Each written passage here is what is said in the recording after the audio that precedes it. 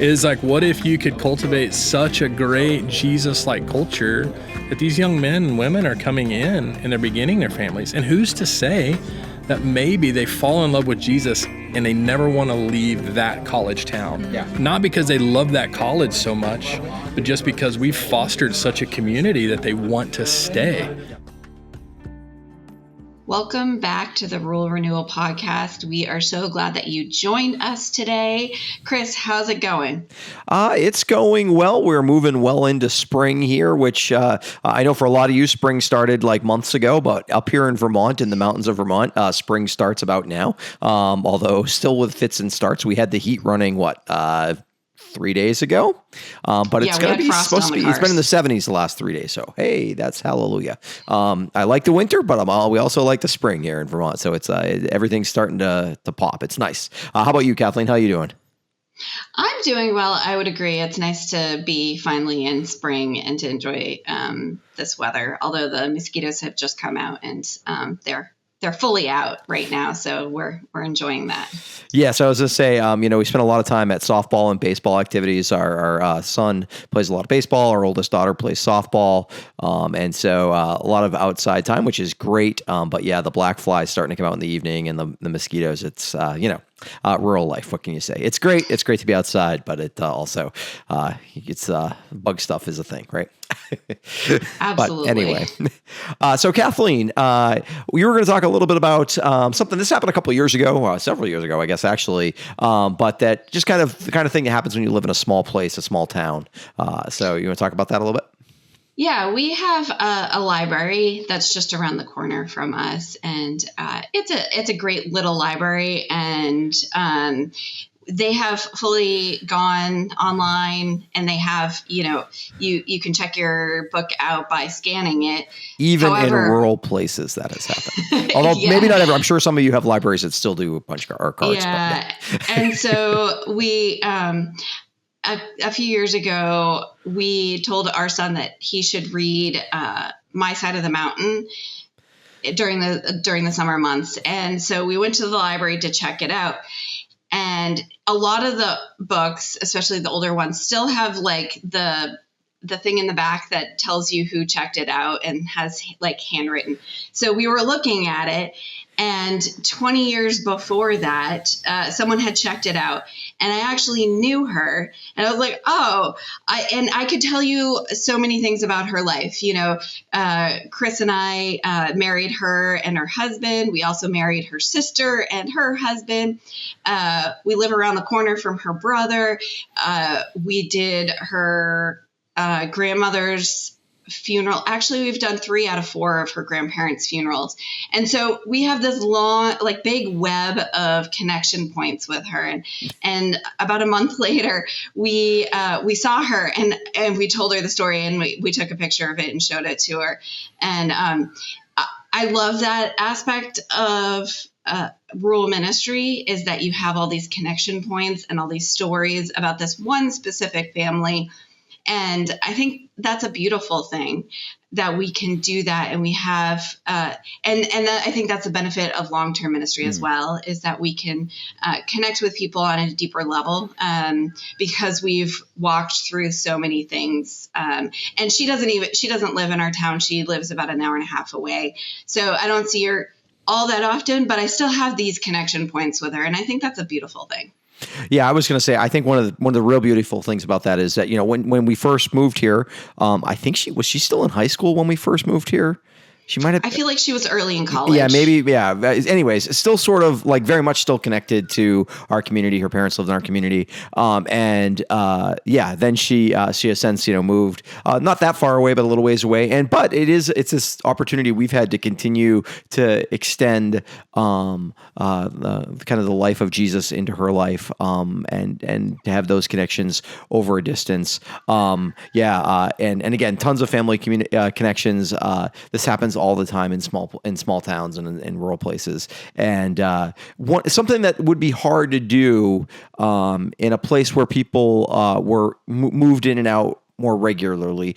Not that you can't do it. I mean, there are lots of places where just because lots of people move in and out, some people are just there and stay, and you build long-term relationships with them. But in this case, it was kind of a funny story. If I remember correctly, I don't think she really remembered the book at all. And I think at the time, Daniel so her brother is actually a teacher at our kids' school, at the local elementary school, and I believe Daniel told him, because I think he might have been his teacher at the time or was his teacher the next year, that he had read it. And he's like, really? My sister read that book? So anyway, yeah, just kind of fun stuff. And part of what I think we take joy in, and part of the unique opportunities that we all see in rural places. So, and it is true that some of that is particularly the longer you stick around, the more of those stories you have, and the more that you have ability to kind of just see the intergenerational aspects of those kinds of ministries. So yeah, fun story. I think we made him read it because I don't remember, why did we make Daniel read My Side of the Mountain? I'm not sure why I had we read did, it and but enjoyed it as a kid. I thought felt like he would maybe, like it. yeah, I think we thought he was reading like too many books that had been written in the last 5 years. There's nothing wrong with reading books that have been written in the last 5 years, but we're like, you should read some classics. And so we had him read books that were probably written like when we were kids. I don't know why that makes them classics. Maybe just we are. But anyway, it was good. It was fun. So I think he did enjoy it, if I remember correctly. But I think he did too. I think he did. If you're from a rural place, if you haven't read My Side of the Mountain, you should. It's an easy read, and it is kind of a fun book if you're from a rural place. Anywho, you're not here for the banter. You're here to hear some interesting interviews we did. So. Yeah, I'm going to talk first. We're going to have two interviews today. First interview is going to be with John Upton, who was the executive director of the Baptist General Association of Virginia from 2001 to 2022. So he retired relatively recently. And before that, he had been a group leader for the mission mobilization group for a few years, and had been a pastor before that. And he's certainly been involved in the beginnings of the Ascent movement and things like that, as well as a big supporter of Fresh Expressions over the years. So a really good interview with John, thinking about kind of bigger picture, kind of denominational things. One of the things I appreciated about the interview is the passion John speaks with about what it means to have, how important it is that basically these bigger structures that we have within Christianity really support the mission of the local church, that ultimately where the rubber meets the road in terms of mission and in terms of building the kingdom of God, it happens in local churches. And so I think one of the things about the interview that was really helpful is that he, emphasized his role and when he was working on a kind of a higher level of denominational thinking about how important it was there. And that becomes important no matter where you are, right? That it's just as important that in the smaller town or in the rural place that there is a local congregation that's effective in ministry that can reach the people who live there. There may be fewer of them, at least in that one spot, but they are just as important as the people in the suburban areas or in the urban areas. And I think that's something that John emphasized in the way that he talked about, his role. And I think it was a really helpful interview just to think about those kinds of things. And certainly my prayer for all of us in rural spaces is that we have people like John who can support and really see the value of the ministry that God has called us to. And so, anyways, I think you'll find the interview interesting, and I think you'll find some value in it. Kathleen, our second interview, who is that with? Brandon Shook. He's with an organization called Fusion, and it has its roots in the UK, and it's strengthening churches with the tools to love, reach, and disciple college students. And what I love about it is it's not just like trying to create a college ministry. It's really trying to incorporate college students in the life of the church. And he had some really great things to talk about, including like investing in college students as a long-term kingdom investment, and not just like because you think that they're going to stick around, because God might have something else for them. For us, we don't have a college that's nearby. I think the closest college is about an hour away. And so it might not be relevant for every single church that's rural. However, if you have younger people, like 20-somethings in your community that are still transitioning into what's next after high school, I think a lot of the resources that they have could be helpful for those students. And if you have students in your, like, kids that grow up in your church and they go off to college, there's still a connection point, even if they're living away, because they come home, and investing in them is really, really important. So I really appreciated this conversation with Brandon, and I think he had a lot of valuable things to talk about. Yeah, I think even if you don't, like I said, like Kathleen said, we don't have a college in and around our community. I found the conversation very helpful in terms of thinking about how to engage with people kind of in that category, whether it's just approaching getting ready for college or people who are in your community. First of all, a lot of people do college online and things like that who are, yeah. Anyways, I found the conversation very helpful in ways, and not even just college, just ways to engage people at kind of an early stage of adulthood in life, particularly like before they would, just ways to think about incorporating them, the kinds of needs that they have and things like that. I think it was really helpful. Definitely a good conversation. I think it'll give you some ideas for ways to benefit those kinds of relationships in your community. So that's what we got on tap for you today. Thanks for tuning into the podcast. These these interviews were recorded at the BJAV meeting. So again, the audio and video either is, Joel has done a great job of making it really work for us. If you heard the raw cuts, you'd be like, you're going to be able to run that as a podcast, but it works. Joel's amazing. But we are still definitely just know that it's not as it normally is. But you all have been good to hear that. So without further ado, let's check out the interviews.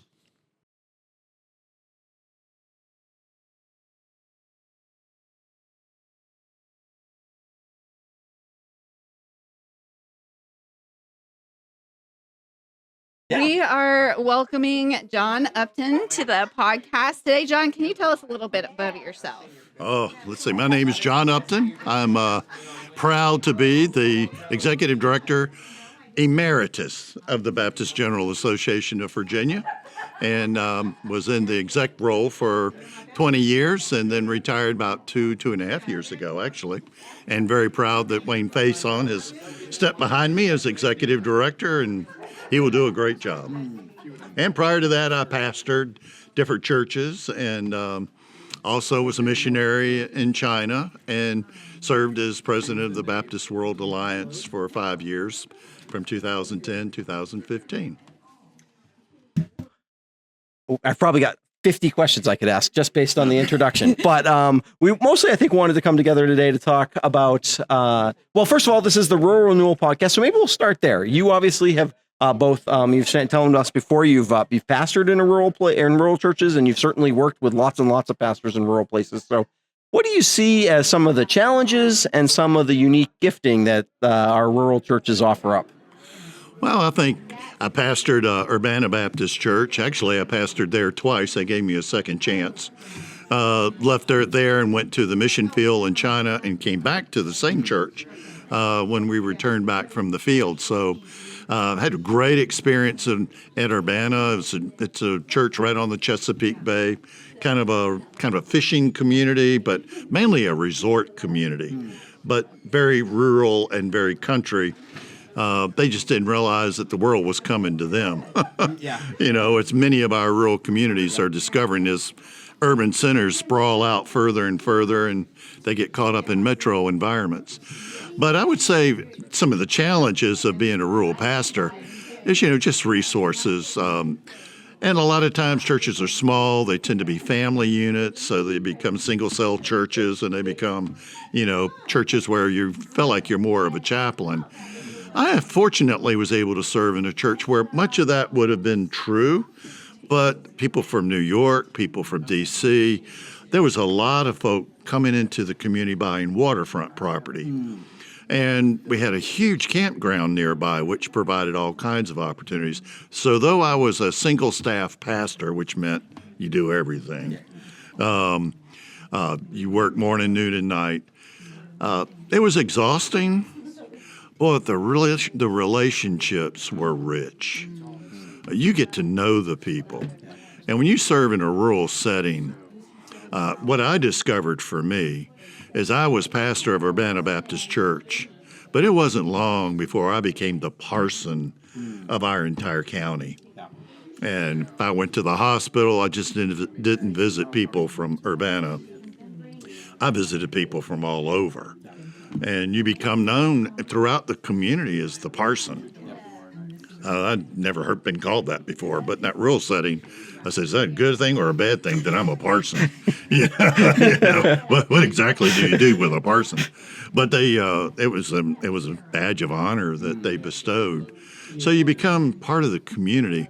But what I love is because the people are so invested in the community family-wise, many of them grew up there.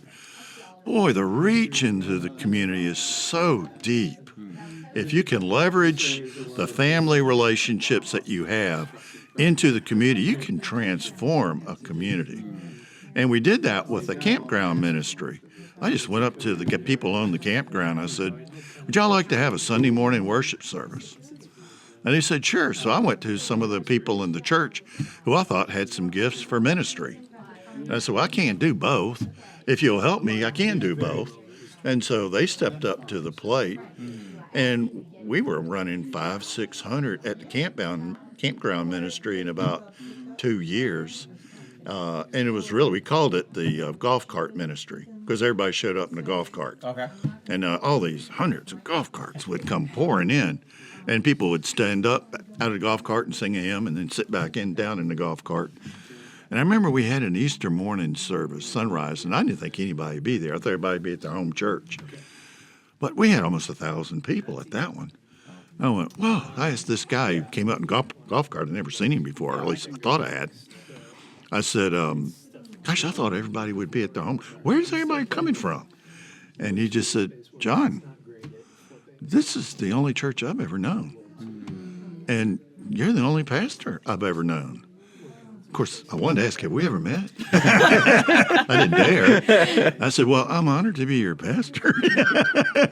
And, but boy, because of the church, because of relationships in the community, we were able to move in and touch people that we'd have never touched if we just stayed isolated in our little country building and all that kind of thing. And it just brought life to the whole congregation. They fell in love with being church again. Yeah. They saw the difference they could make in the community. And I'll give the credit to a couple of older members when I first got there. And this is what they said to me. They said, John, we lost our children to the church. I mean, their children were my age. We lost our children who are your age to the church. They're not going to come. Whatever it takes for you to reach our grandchildren, we're behind you 100%. And you know they did it. And that's how we wound up at the campground. And I got their grandchildren to help me run the campground ministry. And then all of a sudden, they were in the service of the Lord himself. And church meant something different to them than something they had to endure every Sunday morning. It became a part of their life and commitment. You can only do that in these rural, deep, relational churches. There's just a gift there to be leveraged. If we want to win North America to Christ, if we want to re-engage North America, there is no better place to start than the rural church. And I don't think anybody has that vision. And it's a shame on us because all those relationships are just waiting for us to cultivate, just sitting there. And we don't have the vision for it. Now, that's our problem. That's not a lost world's problem. That's the witness problem. Yeah, no, that's true. It is. It's on us if we don't see where there's all this fruit that's just sitting there. That Jesus looks out and he sees the harvest and he says, it's there. What are you waiting for? Let's grab it. And it's not 6 points of difference from people. It's one in a rural setting. Yeah, a lot of times. Yeah, somebody knows that person. Yes. How do I know? Sure. Because when I go to ask directions to get to somebody's house, I'm not giving street numbers. I'm not giving street names. That's for sure. You go up to the White House that Johnson's used to own, and you turn right. Oh, yeah. And then you go down 2 blocks to the Williams house, and you turn left. Yep. Everybody knows everybody. And by the time I get through with directions, I already know half the town. Yeah, it's very true. It's very Now, true. some of them may have lived there 100 years ago. Yeah, I was that's going to say, beside they the may point. not still be living there, but it's still, you're 100% right there. Yeah, for sure. Now that brings to mind Ascent, this new mission movement. And we interviewed in season 2, we interviewed Chris Backert about Ascent and the Mustard Seed Initiative. And you have been a part of Ascent. So tell us why the Mustard Seed Initiative, which is rural churches and small churches, why is that so important to Ascent? Well, when we looked at Ascent, and Ascent is all these multiple denominational groups and churches coming together for one purpose, to re-engage North America with the gospel. How do we re-engage young people? How do we re-engage our rural communities with the church? So all of us are coming there together asking the question. And the big question for us was, what is something unique that Ascent could offer that's not being offered anywhere else? What problem in North American effort to be witnessed to, and what is it that's lacking that Ascent can offer? What's missing? And we identified a couple things. Number one, we identified that the academy, the seminaries, the Baptist schools, many of them have gotten separated from the local church. And one of the things we need to do is re-engage the academy with the local church and the local church with academy, because some squirrely theologies going around out there. And the academies are being so separated from the church, they're almost being perceived as anti-church. So how do we bring those two worlds together? That's one world. The other world is, how do we re-engage young people that are leaving the church in the droves? I mean, the nuns, the non-church, and the unchurched, the never churched. I mean, how do we re-engage this group in North America? They've gotten such a bad taste in their mouth, and some of these kids have just had enough Christianity. They've been inoculated, and we all know what vaccines do. They make it harder to catch something, and it's making it harder for them to catch the gospel. So we want to re-engage young people. But boy, the rural church, who's giving attention to the rural church? We don't know of anybody that's putting a major focus. How do we engage the rural church? Who's out there that's willing to mentor rural pastors? I mean, it's almost as if, you're kind of on your own. As a rural pastor, it's how I felt. And I didn't have anybody I could go to. I didn't have any models. I had a lot of models of kind of half-dead churches, or just a bunch of retired guys who are kind of living out their remaining years in the ministry. But really a vibrant, living, rural church that's engaged with the community and transforming it. Where do you go find those models? That's Ascent. Yeah. We want to find those models. We want to expose those models. We want people to be mentored by those models. Welcome to the Mustard Seed Project. And Chris Backert's the right guy. I've never known anybody who can go out and network like he does. He's just a network maven.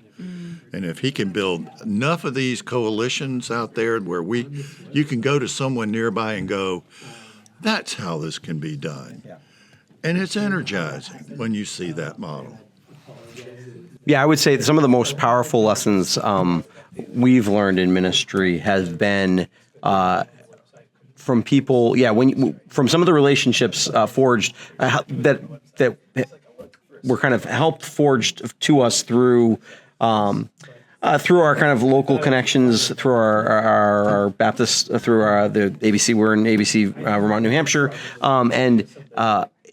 but there's just such a need for that too. When every time I see or talk to people, anybody in a small rural local church like that that has found those kinds of connections, it's like manna from heaven, right? To know someone, whether it's a peer who you can just talk things over with, whether it's or a mentor who you can really lay your life, at their feet and kind of ask them to kind of just walk through life with you. It makes such a huge difference in our ability as people trying to do what God's calling us to do, to just keep going each day, and to have one of the things we just had a conversation with Tim and Al and Jesse, and one of the things that was really great about their conversation with us was, they're great about talking about, have big dreams and really think big, and you don't hear that from other people, or you just sometimes we forget if we don't hear those voices in our lives, and so the more we can be connected with others, the more we're able to do that, and it's been what's kind of helped us keep going. Well, it's so easy to minister out of a sense of scarcity in the rural church, and it's debilitating, paralyzing, that mindset. But when you're around people who love the rural setting, who see the opportunities, that's invigorating. And all of a sudden you get into, well, I've got a lot more resources than I thought I had. And what I love about Ascent is it's no one denomination owns this. It's all of us coming together. I mean, you can have a Baptist church in Maine working with a Methodist church in Florida. It doesn't matter. It's about the kingdom. For all of us, we can put our denominational identities are important to us. They help define us.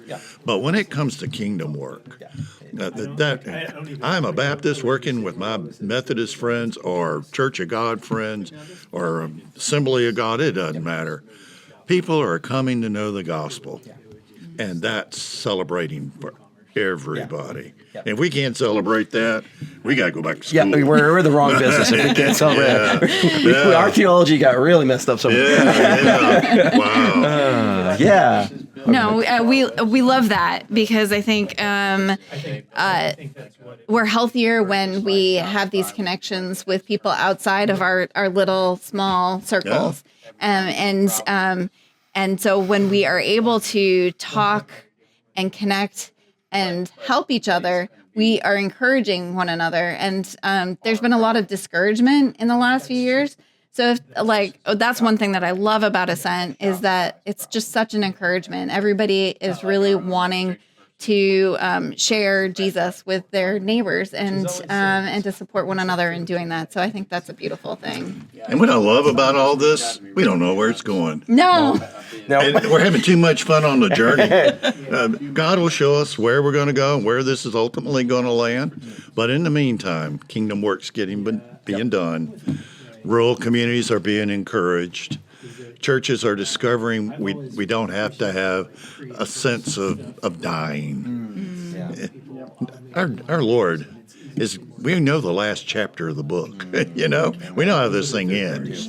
Why are we discouraged? But we can do this with a lot more energy than we're doing it. It's time to believe again. And I think when it comes to Ascent, I was with my grandkids the other day, and we were watching Lion King, and I loved what Rafiki tells the little cub, and just says to the cub, remember who you are. You have forgotten who you are. You're Mustafa's son. And I think the church needs to hear that word, remember who you are. You're a child of the King. Why are you acting defeated? Stand up, straighten your back, lift your head, be bold, and do it together. And when you do that, learn from each other, share with each other, cry with each other, pray with each other, celebrate with each other. If Ascent can bring some of that back to the broader church in North America, praise be the Lord. Amen. And the rural church, I think the rural church ought to take point on this one. Well, we certainly agree. At least that's where God has called us, certainly. And we have such a passion, I think, for we really just recognize and have seen how the rural church has impacted us, and want to see God continue to do that in the lives of congregation after congregation after congregation, where people are coming to know Jesus, coming to know how to follow him, coming to know how to share him with their neighbor. Well, when we were in COVID, I was here and listening to the governor speak, and I was present when he was speaking. And he had his Department of Health guy with him, who's currently going to become the new mayor of Richmond, Avula. I went up to him afterwards and I said, you're having trouble getting people to come get the vaccinations. I can help you with that if you'll let me work with the rural churches. If you'll turn rural churches into vaccination centers, they'll line up to get their vaccinations, because I'll tell you why. They know the church, they trust the pastor, and if the pastor says to the community, I'm willing to do this, they'll trust him and come. And I heard from him just a couple months ago saying, man, that increased our number of vaccinations by at least 40%. Yeah. And that was the rural church. Yeah. No, I mean, there's real power it's in rural communities. The church definitely still holds this place. Even in, we live in a very secular state, in a very, kind of unchristian, post-Christian. I don't know if Vermont ever was Christian part of the Union, but even there, our rural churches, which are mostly in town squares, and still hold a place of where people look to, even if they have no idea what they're looking to. They look to in moments where things are hard. They still recognize it's a place where the community gathers for important things, and we can either embrace that and kind of play the parson role you were talking about earlier, or we can run away from it. But woe unto us if we run away from that, what God is laying right there at our feet, to say, this is a gift I'm giving you. Leverage it for the kingdom. It's there. Do it. What's amazing is people who don't even go to church still see the value and the importance of that church on that corner in a rural town. Yeah, they do. They may not go. They may not even understand what goes on there.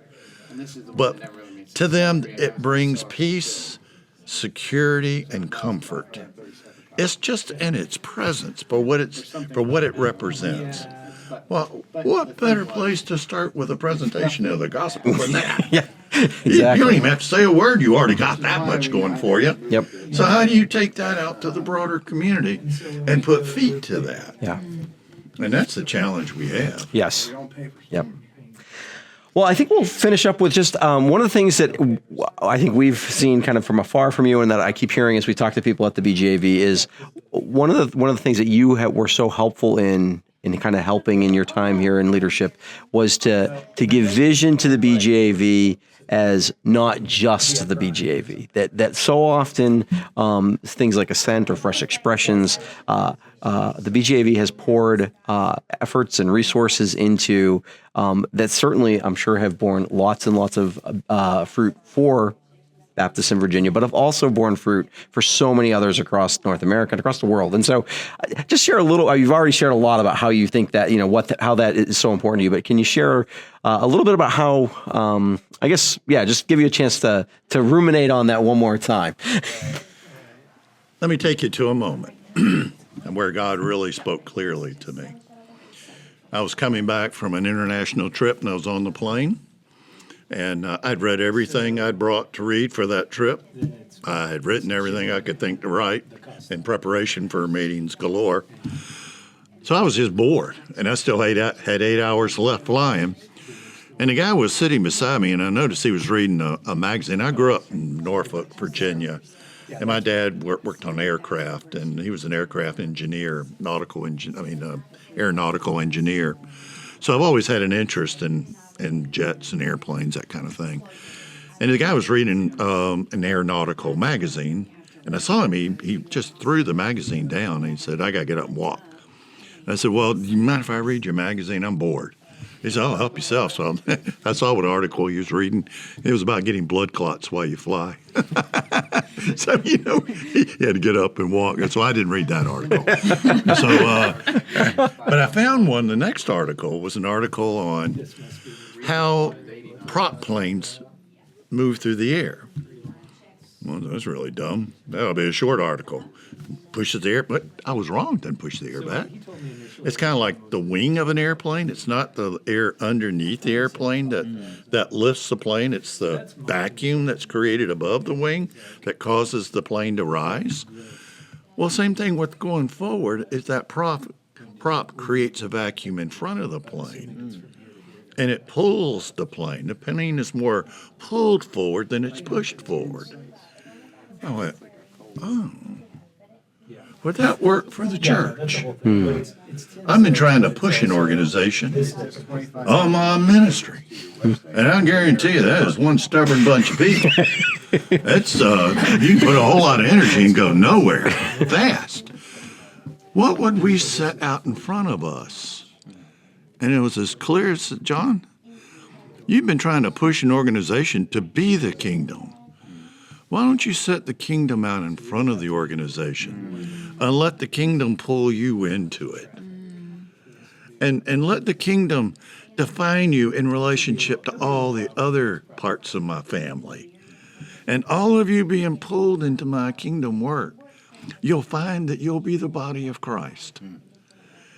And all of a sudden, we started setting little things out in front of us. I mean, with Fresh Expressions, Chris and a group came back from Europe and England and said, "Well, we got this great thing," and it was a great thing. But let's don't do it by ourselves.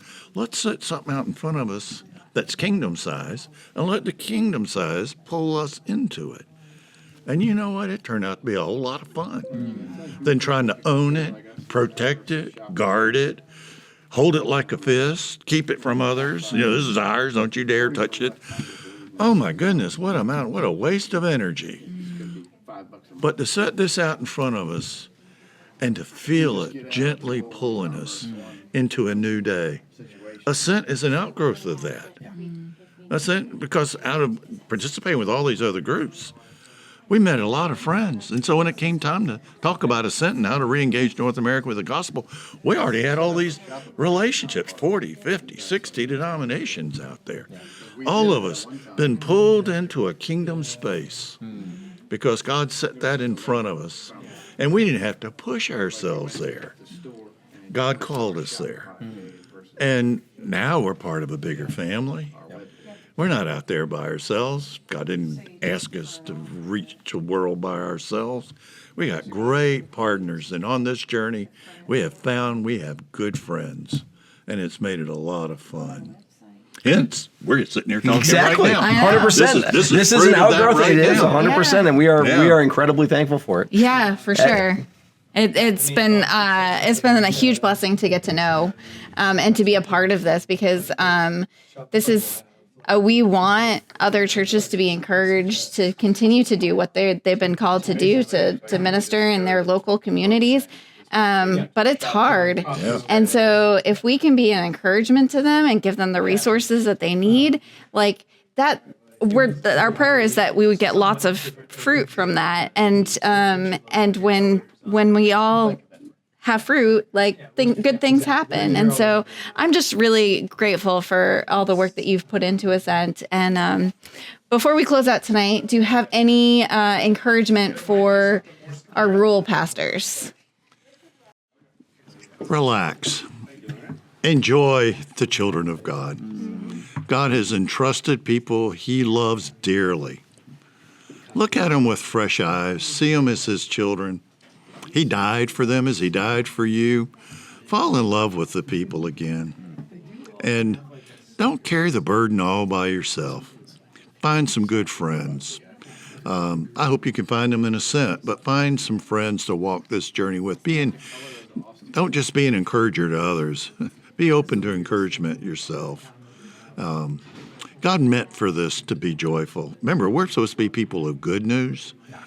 We got to stop looking like sour grapes, or death warmed over or something. Yeah. Let's look like people who know the joy again. Because if there's anything anybody's looking for out there, is there any hope? It just seems like, how can you be decent in an indecent time, or respectful in a disrespectful time?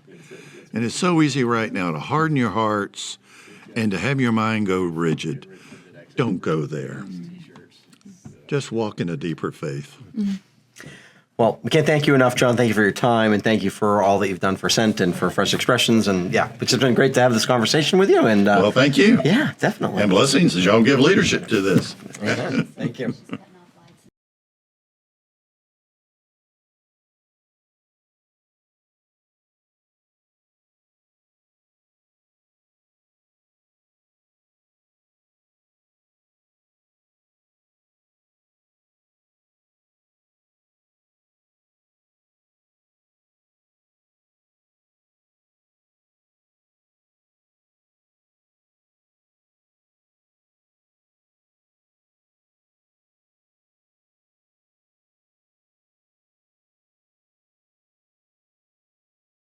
We are welcoming Brandon Shook today, and he is from Fusion. Brandon, can you tell us all about what Fusion is about? All about all about it. Yeah, that's tough. high bar. I will give you a snapshot. So we were born in the UK about 25 years ago. Share some lineage and DNA with, if people are familiar with like Alpha and 24/7 prayer, kind of out of that same friend group, we're all kind of cousins. And so what we do is our slogan is that we believe every college student should have the opportunity to find hope in Jesus and home in a local church. And what Fusion does is we offer equipping for those that are trying to reach those on a college campus. And so that's, in a nutshell, who Fusion is and basically what we do. That's great. We were actually just talking a little bit before this about how Kathleen and I, where we went to college, undergraduate school at least, went to a place where there really wasn't much happening either on a local ministry in the college ministry, and also not really a lot of connections with the local churches around there. And so certainly, I think from just a personal standpoint, we really appreciate the efforts that you all are making. Tell us a little bit about how you help local churches connect with colleges. Yeah, great question. And so we do have printed resources that you could, quite easily buy, and they're great blueprints. We don't recommend that. We do some consulting to churches, to maybe just a one-off kind of, college minister, that is like, man, I really need some help. They stumble upon Fusion. Hey, can you help me? We'll do some consulting in that way. But our biggest thing that we do is we have a coaching community that we run. Fusion came to the USA 3 years ago. Again, born out of the UK. Our leader came over 3 years ago, right in the middle of COVID. So as many of us did, went to Zoom. And so she and another one of our teammates named Lauren helped build kind of a community through Zoom. And so what we do is we help give them some great building blocks and some teaching. But around that, and I think a majority of ministers would say this, but I would say especially college pastors, they don't feel like they have a lot of community because there's not a lot of them out there, especially in the local church context, that are serving in a local church. So we help provide community to where it's like, oh, hey, I see you. I know the work that you're doing. And so our coaching community, what it looks like is, yes, there's some teaching, and absolutely we pray with one another, but there's also a lot of discussion. The one thing that Fusion is something that really attracted me to Fusion was we don't poise ourselves as the expert. We say the gold is in the room. And so we try to help either facilitate questions or space for either questions to be asked or for somebody else to be like, hey, I've seen that before, I've done that before, or hey, I'm struggling. Has anybody else been through this? Can you help me? So that's pretty much what we do. How far? Just kind of a random question for us. We're probably, our church. We'll get real personal here. Probably an hour from the closest college. So probably a little far to kind of be too connected with a local college. But curiosity question: how close would a local church, would you say needs to kind of be to really think of themselves as, hey, this is this ministry opportunity that's right nearby? Maybe an hour is close enough. So maybe I'm speaking out of turn. That is, I think, a really great and relevant question. And so what we usually like to say is somewhere between, probably I would say 10 miles, maybe out to 20, because again, I'm just gonna be very blunt here, but if your church is worth coming to, people will make that journey. So I live north of Houston, and there's people that drive an hour away to come to some of the churches where I live, that sort of thing. So if you've got something that's worth it, there may be college students that come an hour away. So Fusion looks at churches in one of two ways: sending churches and receiving churches. And so your church may be a sending church, hour away from the closest university, but one of the, shameless plug, one of the resources we have is a resource called Prep for College. And so maybe if there's a church that's interested and they help prepare their seniors in high school to go, to college. And so they're sending churches, you're sending kids off to college, right? Or at least that next life stage. And then receiving churches would be those in those college towns that are getting ready to receive those students. Oh, that's really cool. Do you have churches that kind of partner in that way at all, or is that, or maybe they partner through you? Or? Well, we're working on it. Okay. So again, we're 3 years old in the USA. Yeah, of course, yeah. We're Come on, you don't baby. have it all completely I done. know. We don't have everything figured out. We apologize. Yeah, so no, that's how we do partnership, is through relationships. One of our highest values is relationship. So even if you've never bought a thing, you don't plan on joining the coaching community, we're available to have those conversations with you just about like, hey, what does your context look like? How could we help you build a bridge? Whatever that may look like. If you have a high school senior going to, and certainly you can sometimes reach out to a college ministry if you know where they're going and things like that, but it's like another layer of resource where you may know a church or something like that in the area, and certainly the college ministry may as well. I mean, that's not to say that they wouldn't, but I think I do feel like it's a place where a lot of our churches, it's kids head off, and you kind of hopefully are getting them prepared for that transition, and you're obviously trying to do follow up and things like that. But is there anybody else you can include, any other resources you can find, reach out to, is so important to just try to make that happen. So, and again, I think my brain I don't know, had a little ADHD foggy moment, but what I was going to say is too is just the receiving churches, right? A lot of churches don't know how to receive well, in those college contexts. So in this year that I've been with Fusion, a majority of the pastors that I talk to on a very personal level, and they're just very honest, is they're like, where's the short-term return on investment for us? And they don't think long-term kingdom, right?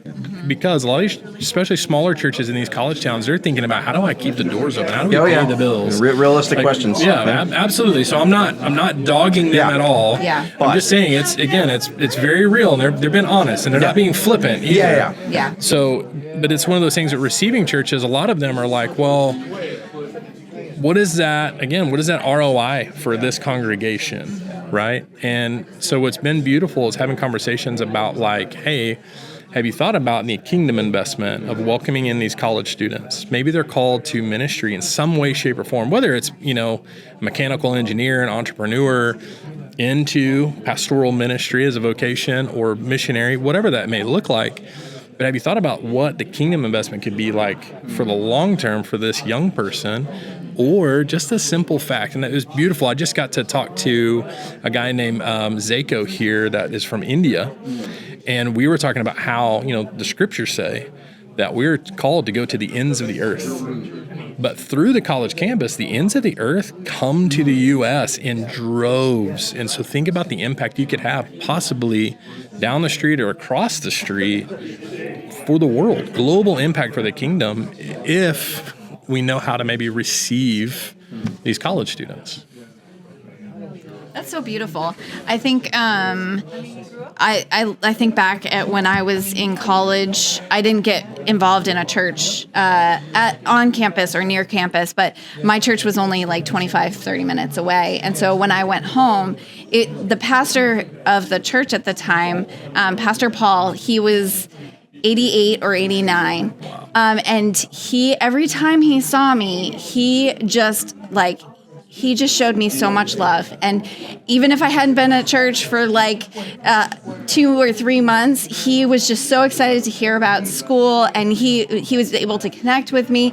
And I wanted to go because he cared about me. And so I think we don't always have, we think that college students aren't going to connect with us because they're going to be hip and young. Yeah. Right. He was definitely not that. He was not. He was amazing, he but he was not those hip. things. But he just showed me so much love and kept me in the church. And so I love this model of encouraging the local church to be community for these people who are coming out of a church and figuring out what they're doing with their life and needing a new sort of home base. So I think that's beautiful. Oh, thank you. Well, I mean, and we do too, and we're very passionate about it. I mean, the other kind of question, is pastor or statement really is like, well, we want to focus on young families. And I go, well, where do you think those come from? I mean, it's a real, is like, what if you could cultivate such a great Jesus-like culture that these young men and women are coming in and they're beginning their families? And who's to say that maybe they fall in love with Jesus and they never want to leave that college town. Yeah. Not because they love that college so much, but just because we've fostered such a community that they want to stay.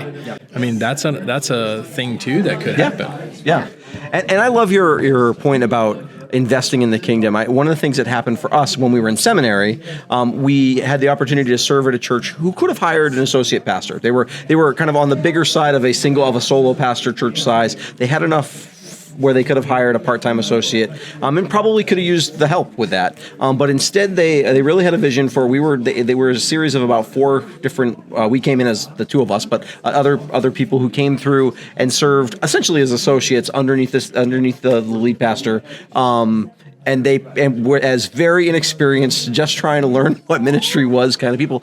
And it has made a huge impact on our lives, certainly on the other people who went through the church. And they paid some of the price for that. They could have had somebody more experienced, but they also poured so much into the kingdom of God, and I will never be able to really thank them enough for what they gave us the opportunity to do. What Pastor Vivan did in terms of he spent time with us, let us do all sorts of things in the church that probably no one in their early 20s had any business doing inside the church. So. But that's incredible, and we need more churches doing that. I mean, when we talk about the idea of raising up the next generation, and that's kind of been this, I hate to say it, but kind of the new Christian cultural fad is Gen Z, Gen Alpha. And the thing is we like the idea of it, but how are we helping them truly to work out just their faith life, but also calling beyond the time that they're with us in church, right? I mean, so we could go and talk about the transition period from, youth group into college, young adulthood, that sort of thing. But really, like, how are we helping kids see, like, hey, this is, man, I'm called to be on mission and to maybe work with the homeless. And you don't have to necessarily do that 24/7. It'd be beautiful if you did. But what if, as a CEO of a company, you're this great kingdom builder as a CEO or an entrepreneur, I mean, a barista, but you're able to care and love people as Jesus did. And we've helped raise you in that way by taking some of those great risks that you do with young people. We don't, hey, you know what? I want to let this kid preach. I have no idea what's about to come out of their mouth, even though we've prepared several hours, right? I mean, we just don't know. But what a safe and beautiful spot to take a risk and show them how to live life. Or what if, some of these young college students, and Fusion have done this before to help churches, is they start going to a local church and they realize, like, oh, there's not a minister for us. There's not a college minister. Well, people have asked us to come in and, hey, can you help teach these college students how to facilitate college ministry? That church took a great risk in handing that off to not a paid staff person, voluntarily, but reaching their peers. I mean, it's a beautiful, beautiful thing. Yeah.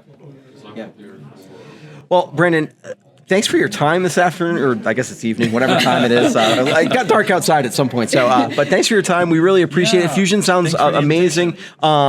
We'll definitely put links in the show notes. Any specific way that you think that you think is best to get in touch with Fusion? Should people find you on your website? Yeah, so we do have social media. Yeah. I think it's just Hello Fusion USA. Okay. So follow us on social media or look us up, and then we do have a website, and it's just fusionusa.us. You can check out all of our resources there, learn about our history, and then, of course, the team. If there's somebody on our team that you would like to talk to, our emails and all that stuff's on there too. All right, perfect. Thank you so much. We appreciate the time, and thank you. I'd like to hear about thank you for the invitation. Certainly. Rural Renewal Podcast is brought to you by Fresh Expressions and the Ascent Movement. Fresh Expressions is a worldwide movement of everyday missionaries who want to see churches thrive in places we eat, live, work, and play by leveraging the creativity and endurance of the inherited church. The mission of the Ascent Movement is to create a thriving, collaborative connection for the church to live out the Great Commission in today's context. One of the initiatives of the movement is the Mustard Seed Initiative. Inspired by the message in the parable of the mustard seed, the Mustard Seed Initiative seeks to empower small churches across North America enabling them to grow in faith and impact within their communities. To connect with this podcast, you can email us at podcasts@freshexpressions.com.